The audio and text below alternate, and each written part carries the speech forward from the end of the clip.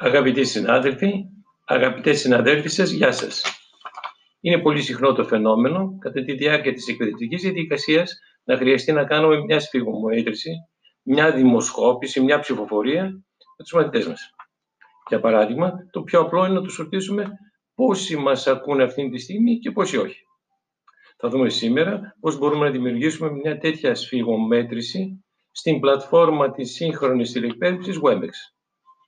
Από το παράθυρο της συνεδρίας του Webex επιλέγουμε το μενού View, κατεβαίνουμε στο Panels και πατάμε το Manage Panels.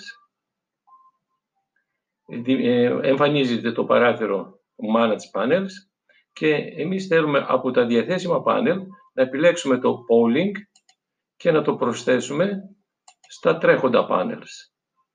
Πατώντας το OK, εμφανίζεται στο δεξί μέρος της οθόνης η δημοσκόπηση, το Polling.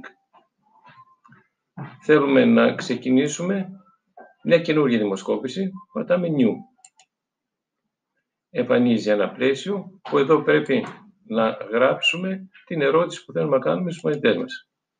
Πατώντας Enter, εμφανίζει ένα νέο πλαίσιο που πρέπει να γράψουμε τις επιθυμητές απαντήσεις. Εμείς γράφουμε ένα ναι, πατάμε Enter και ένα όχι, που αυτές είναι οι απαντήσεις που θέλουμε να πάρουμε από τους μαθητές μας. Να επιλέξουν μία από τις δύο μαθητές. Πατώντας το Open Poll, κατευθείαν φαίνεται τώρα η ερώτηση και οι δύο δυνατές απαντήσεις μπροστά στην οθόνη του μαθητών.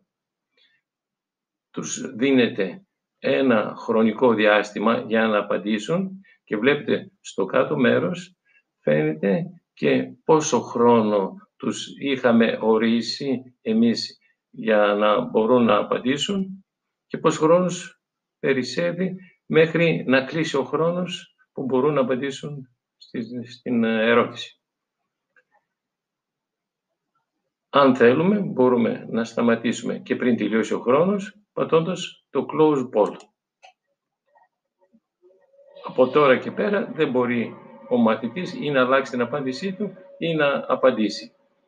Αν θέλουμε τα αποτελέσματα να παρουσιαστούν και στις οθόνες των μαθητών, κάνουμε κλικ στο Poll Results και πατώντας το Apply, εμφανίζονται και τα αποτελέσματα της δημοσκόπησης στις οθόνες των μαθητών.